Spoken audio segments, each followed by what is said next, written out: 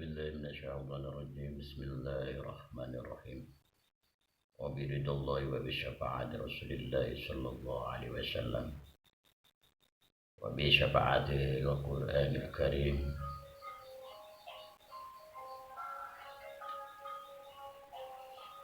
بسم الله الرحمن الرحيم قل هو الله أحد الله الصمد لم يلد ولم يولد ولم يكن له كفوا أحد. Assalamualaikum warahmatullahi warahmatullahi wabarakatuh. Assalamualaikum warahmatullahi wabarakatuh. Alhamdulillah rabbil alamin.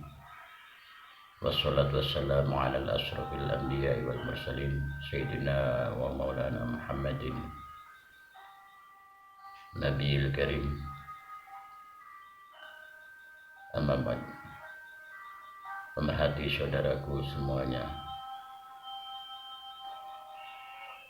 para pencari manfaat dan syafaat dari Rasulullah Sallallahu Alaihi Wasallam.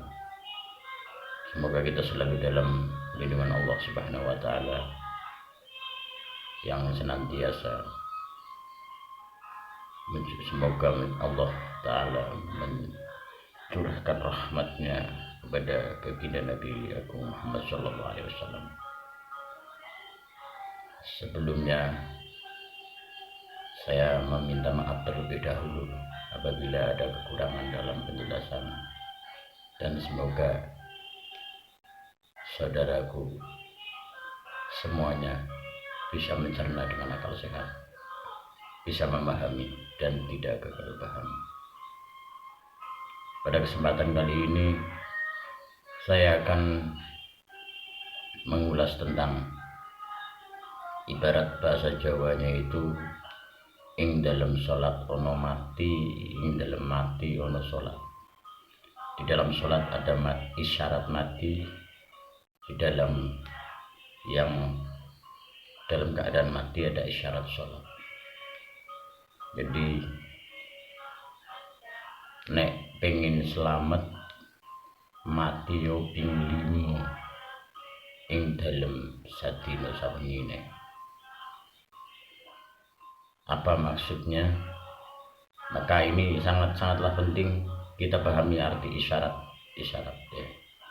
Jadi arti membaca itu tidak semuanya secara dohiriyah kita melihat tulisan terus kita baca pakai lisan, tapi membaca dengan pikiran. Apakah masuk akal dan menjadikan kita lebih dalam dan benar-benar memantapkan kita dalam hal ibadah. Semoga menjadi tambah kemantapan dalam ibadah. Amin amin ya rabbal alamin.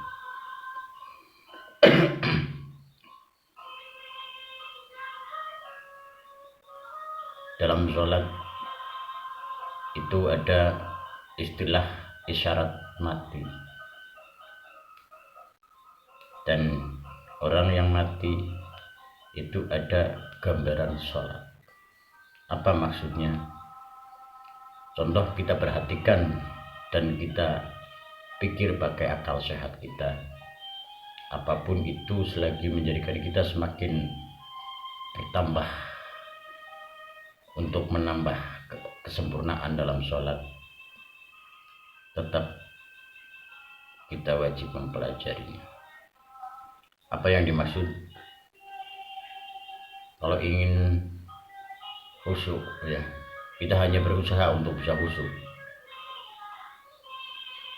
Kalau ingin selamat mati ya 5 kali dalam sehari semalam. Apa maksud dari semua itu? Dari arti mati ya dalam sehari semalam. Contoh, mungkin sahabat semua paham tentang dalam tatanan Islam, orang yang meninggal sebelum dikafani itu tangannya disedekapkan dulu begini. Ini isyarat mati ya. Orang mati itu disedekapkan begini. Mohon maaf bahasa saya itu sedekap ya, saya tahunya sedekap ya.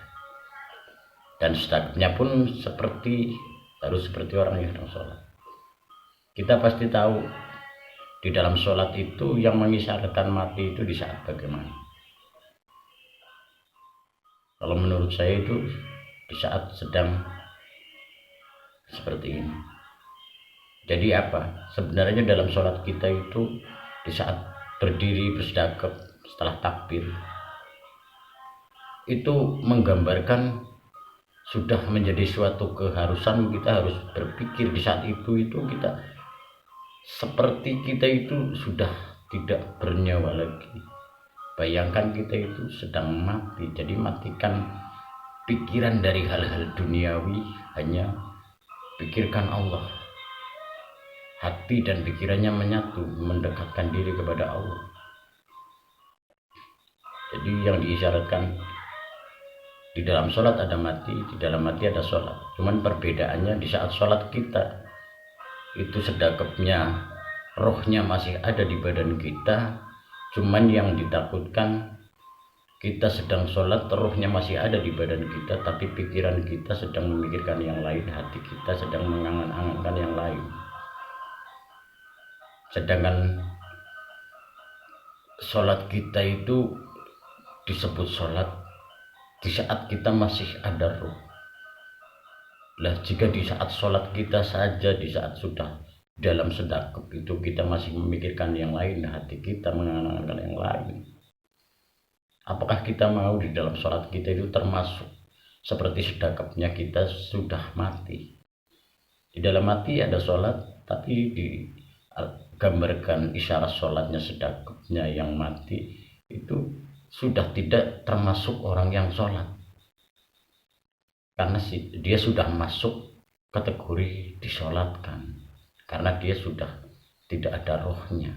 Sedekapnya isyarat dia seperti orang sedang sholat itu, dia seakan posisinya sedekap, cuman bedanya dia terbaring, kita berdiri ya karena kita ada roh. Dan dia tidak termasuk sedang sholat karena rohnya sudah tidak ada di jasadnya.